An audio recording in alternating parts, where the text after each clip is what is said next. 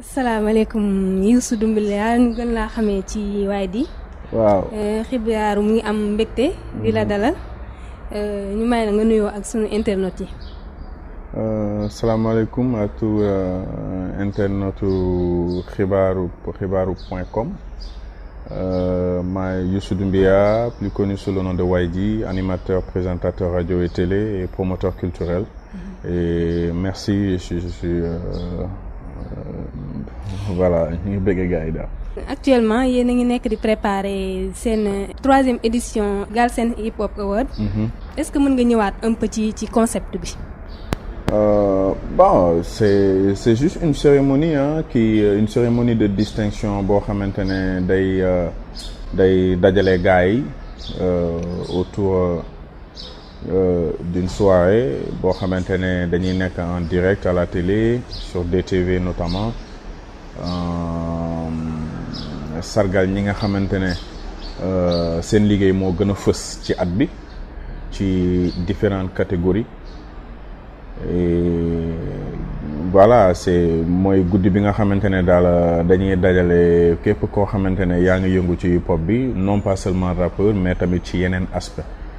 Donc loolu moo waral guddi gi et c'est la 3e édition et gis nañ ni affaire yi mi ngi jël forme ndànk-ndànk mais bon ñu ngi koy xuus daal.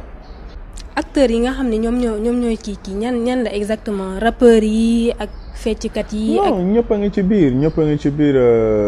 rappeurs yi ñu ngi ci animateurs yi ñu ngi ci graffeurs yi ñu ngi ci danseurs yi ñu ngi ci DJ yi ñu ngi ci parce que bu ñu naan hip hop loolu yëpp ci la bokk. loolu yëpp ci la bokk donc guddi gi la boo xamante ne dinañu sargal ñeneen tamit ñi nga xamante ne ñi ngi jàppale hip hop bi mais nekkuñu sous les projecteurs. ñi nga xamante ne yàgg nañ fi te seen liggéey génération bu bees bi xamuñu leen wala peut-être dañuy dégg seen tur mais mosuñu gis seen kanam. tu vois parce que loolu laa doon expliquer keroog ma ne génération bu bees bi am nañu loo xamante ne ñi nga xamante ne ñoo xàll yoon bi ñooñu amuñu woon opportunité yooyu amuñu woon plateforme yi nga xamante ne tey ñëpp am nañ ko tey. donc ñooñu dañoo def loo xamante ne moo taxoon. période boobu ñi doon wax ni Sénégal moo nekkoon ñetteel pays ci àdduna bi xam nga ci rap bi 3e pays mondial du rap loolu du génération bu bees bi ñoo ko liggéey old school yi ñoo ko liggéey te seen liggéey metti woon na ndax plateforme bi nga xamante ne ñëpp am nañ ko tey ñoom période boobu amuñu ko woon parce que dafa dox ci période boobu la gënoon metti donc ñooñu dañoo bokk tamit ci ñi nga xamante ne ñooñu ñëpp dañ leen di sargal mais chaque année dañ ciy choisir ñaar yu mag ñi nga xamante ne ñooñu lañ koy defaral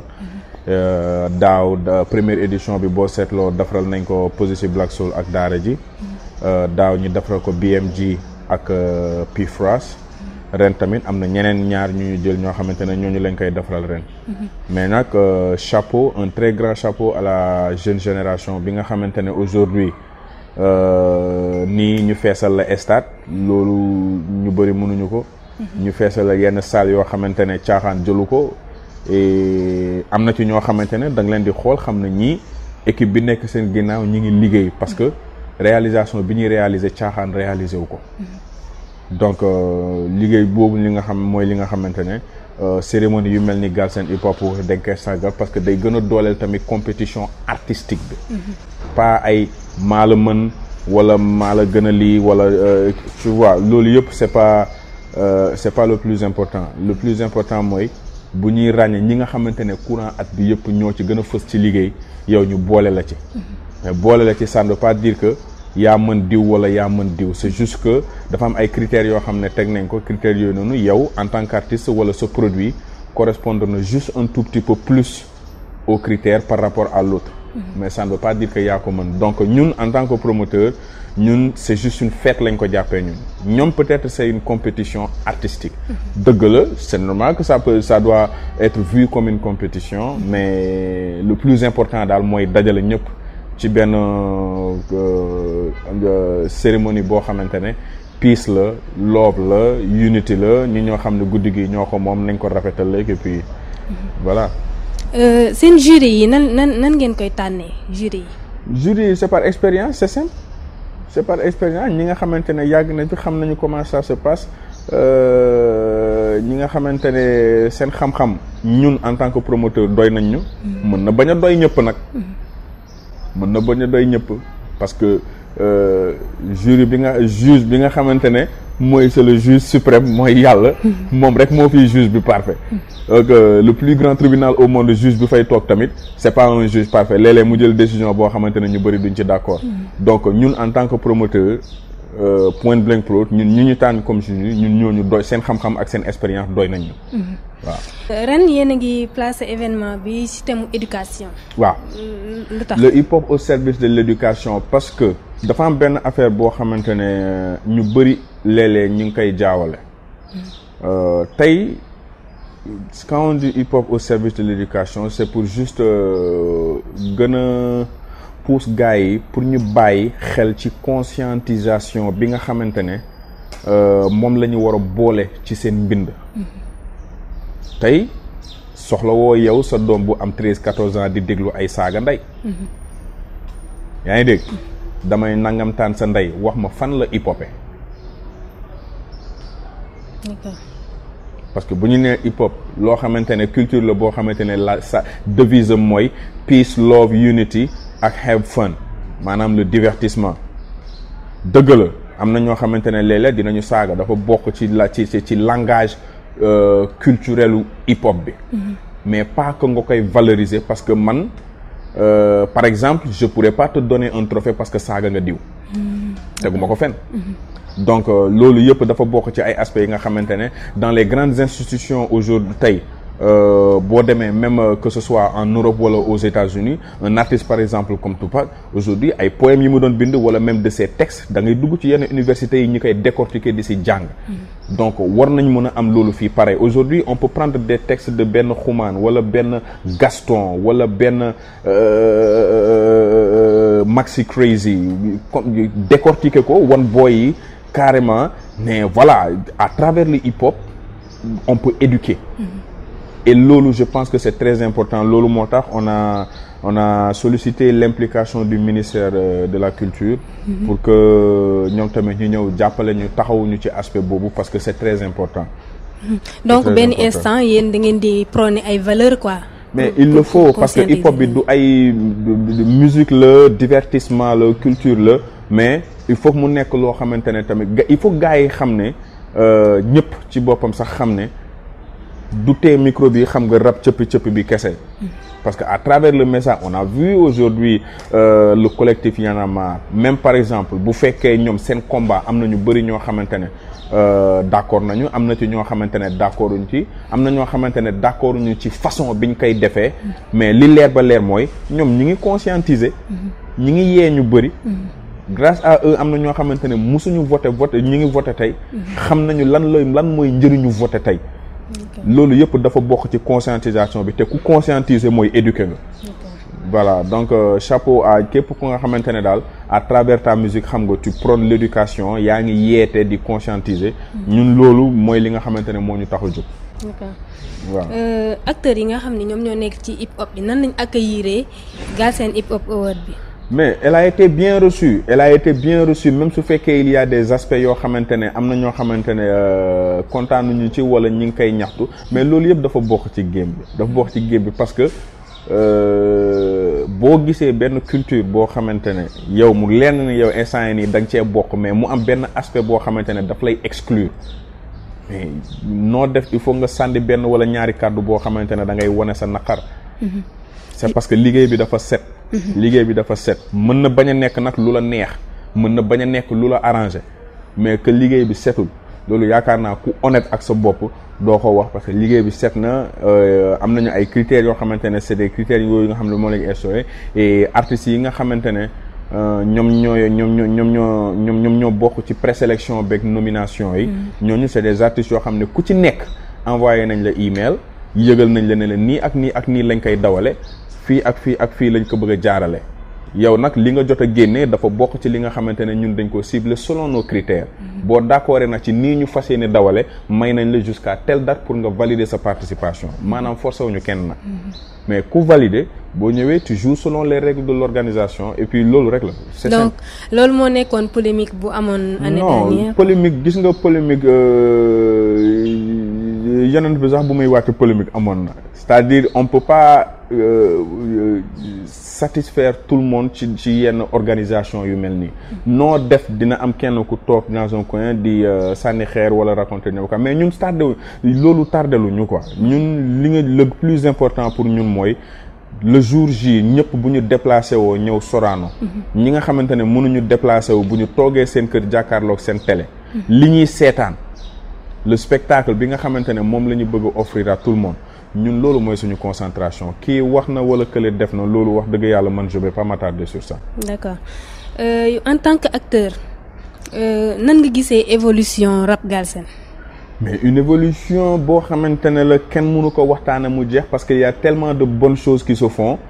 am na ñoo xamante ne dañ leen war a féliciter am na ñoo xamante ne nag dañ leen war a dooleel parce que dafa am lu ndaw lu leen manqué am na ñoo xamante ne nag ñooñu moom da ngay noppi rek bàyyi la ñu dem quoi parce que voilà game bi nag comme ni ko gars yi di waxee kenn moomu ko bàyyi kenn moomu ko da ngay gis artiste bu ñëw jóge fu kenn xamul ñëw def lu ko neex ne lii la sentir mënoo ci dara mais ñun suñu organisation am nañu tamit droit ne xam nga artiste bu ñëw taxaw ne maa moom sama bopp lu ma neex laay def lu ma neex laay wax léegi ñun tam bu ñu organiser bés bu ñu tegee suñu critères si tu corresponds pas aux critères jàppal na ñun tamit dañuy def lu ñu neex. D'accord nan nga dundee mais wax dëgg yàlla comme ce que tu as dit je me revenir là-dessus l'organisation bi ñu ngi liggéey. caaxaan feesalul Grand Théâtre caaxaan feesalul Stade Iba Mar caaxaan feesalul Place du Souvenir caaxaan feesalul Monument de la Renaissance caaxaan feesalul ay stade Amadou Barry loolu ñi koy def yëpp dañ leen war a dooleel féliciter leen ba pare sargal leen dans le vrai sens du terme parce que ils ont une équipe derrière avec ou sans sponsor ils le font donc culture urbaine bi ministère de la culture ci boppam en premier ñun mooy suñu ministère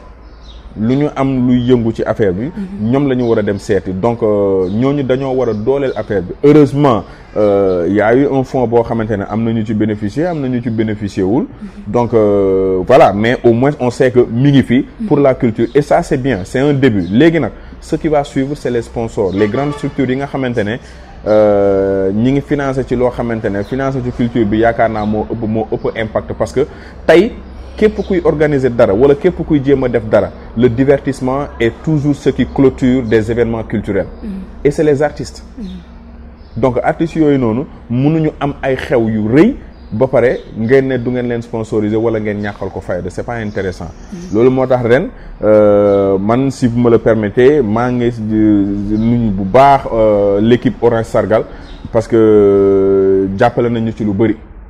Red Bull c'est une structure boo xam ne depuis presque 10 ans ñun Point Blank Pro lépp lu ñuy def ñoom ils sont toujours là ak ñi nga xamante ne ñooy Mass mooy président du mouvement Action Solitaire de monsieur Jean-Pierre Senghor qui est ministre conseiller ñoom tamit ñooñu daal laa xamante ne jàpp nañ ci li nga xamante ne mooy édition ren bi bu baax après éloge yooyu nga def si yëpp nga def si non en fait c'est-à-dire ku la defaral da nga koy wax si voilà c'est pas de la pub nag mais dañu dimbali dañu taxaw je veux parler du rap nan nga dundee polémique Booba bi genre critique yi mu def si sànni ay xeer tuuti je dors tranquille alhamdulilah ok d'accord je dors tranquille ñu ngi seetlu aussi que ay jigéen yu bari ñu ngi dugg ci rap bi. nan nga gisee seen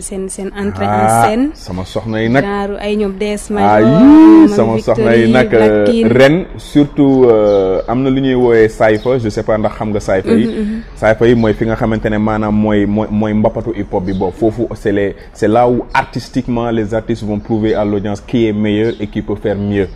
waaw première édition bi boo xoolee amoon nañu benn Cypher boo xamante ne y avait DS Major y avait tout ça. Il y avait Anta bu Gottal, il y avait OMG, il y avait Evie Crazy, il y avait qui d'autre il y avait Mami Victory. Mamy Victory moom moo nekkoon meilleure artiste féminin de l'année dernière. ak une amie boo xamante ne moom tamit elle s'appelait Pazzi c'est une américaine mais période boobu dafa fekk Sénégal.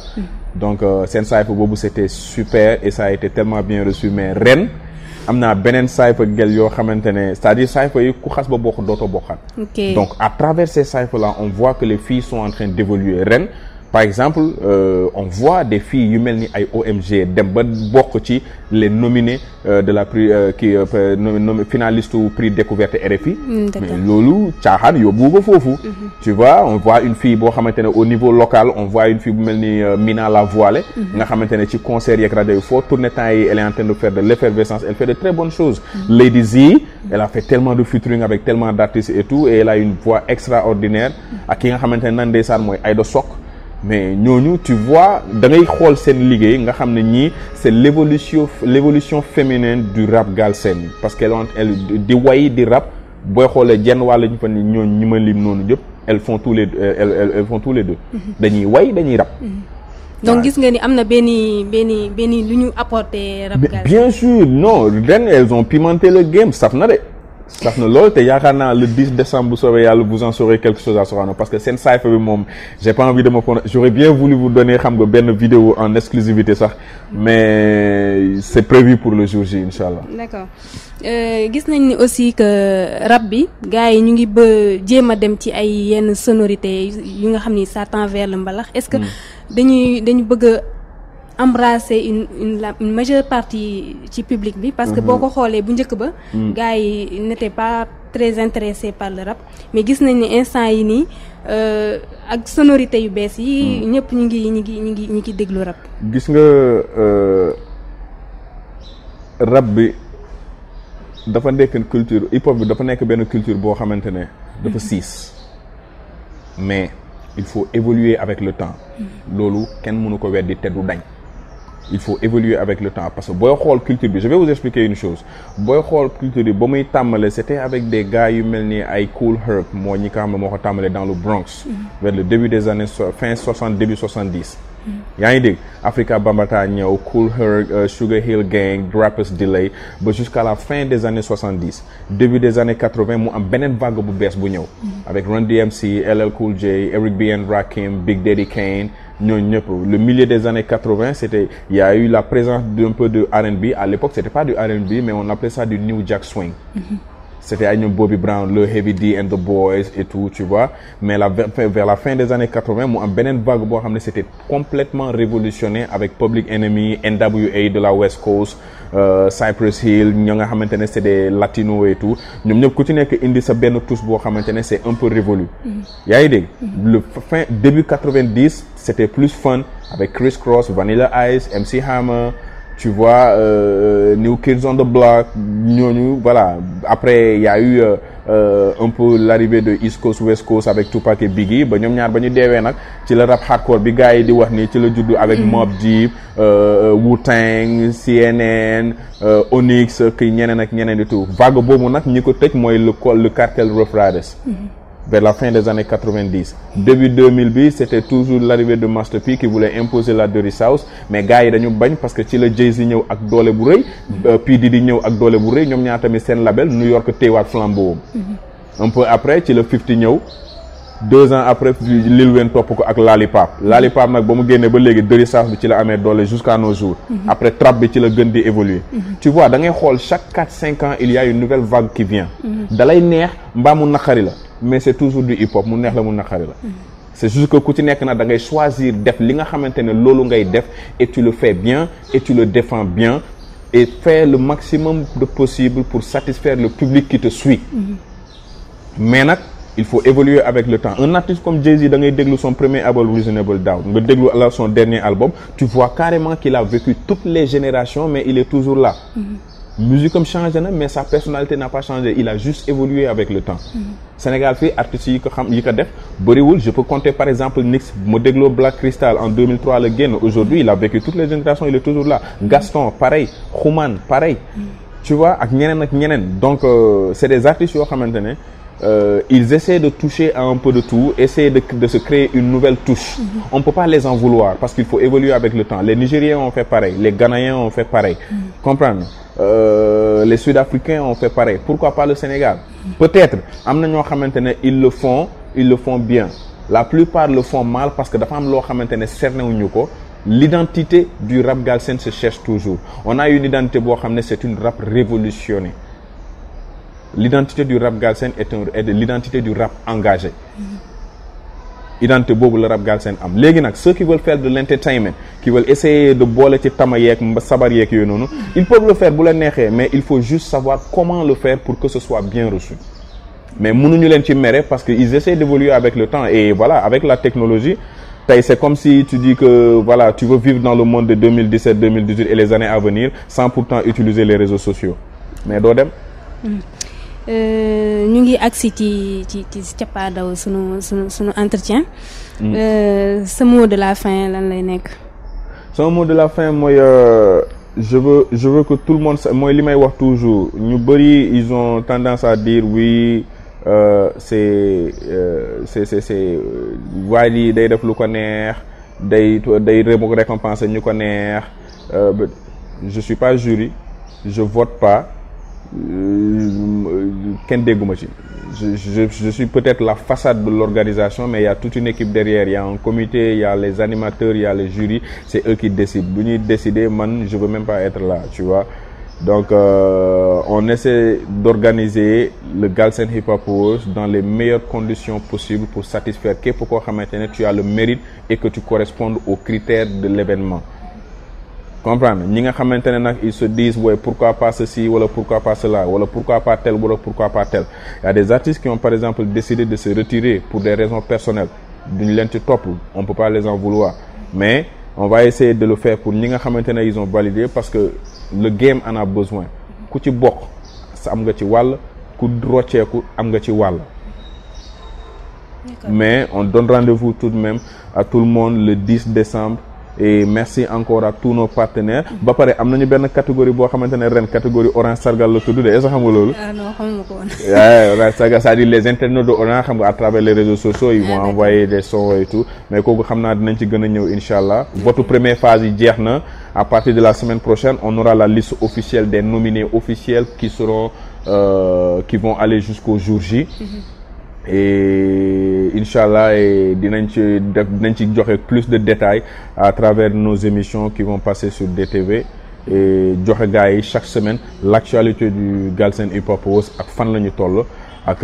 li nga xamante ne mooy surprise bi ak lépp ci biir. D'accord xibaar mu lay jaajëfal. waaw Inch'Allah merci beaucoup.